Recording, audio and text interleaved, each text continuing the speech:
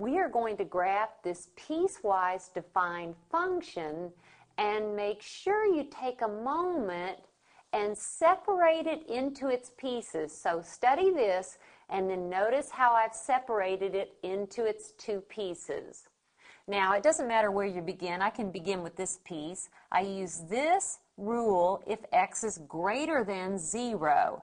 Now, I'm going to go ahead and let x be 0 so I'll know where this piece exactly begins, but notice that I'm going to put an open circle about this ordered pair because I can't really let x be 0 and use this rule.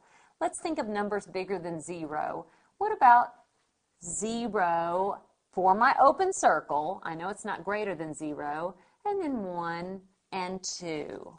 So if x is 0, I have negative 3. I'm using this rule. If x is 1, 2 times 1 is 2, 2 minus 3 is negative 1, and if x is 2, 2 times 2 is 4, 4 minus 3 is 1. And let's just graph this piece.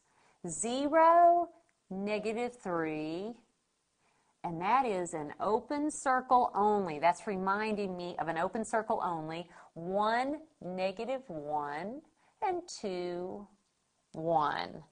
Just to show you this one piece only, there is one piece of my piecewise defined function. Now let's work on the other piece. I use this piece if x is less than or equal to 0. Here I'm allowed to use 0, so I'm going to place a solid circle around that, reminding me that the point gets a solid point. What are numbers less than or equal to 0? I'm going to use negative 2 and negative 4 just to stay away from fractions, but you can certainly use negative 1, negative 3 if you want. If x is 0, then y or f of x is 0. If x is negative 2, what's negative 1/2 times negative 2? That's a positive 1. And if x is negative 4, a negative times a negative is a positive, and 1/2 of 4 is 2. All right, I have 0, 0, and that is a solid point. Negative 2, 1, and negative 4, 2. And that's the other piece of this piecewise defined function. Now notice, this does pass the vertical line test. This is a function. And I'm going to erase these pieces so you can see it a little bit better. Let's now look at the graph and write down the domain and range of this function. Let's write down domain and range.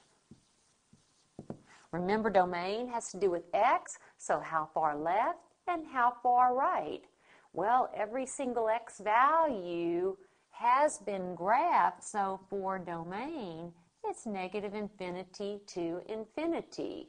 What about range? That's y values, so how far down and how far up? Well, how far up, because of these arrows, it's going up to positive infinity. How far down? The lowest point, and I don't have a bracket around it, I have a parenthesis around it, that's negative 3 with a parenthesis to infinity. There is the range of the function.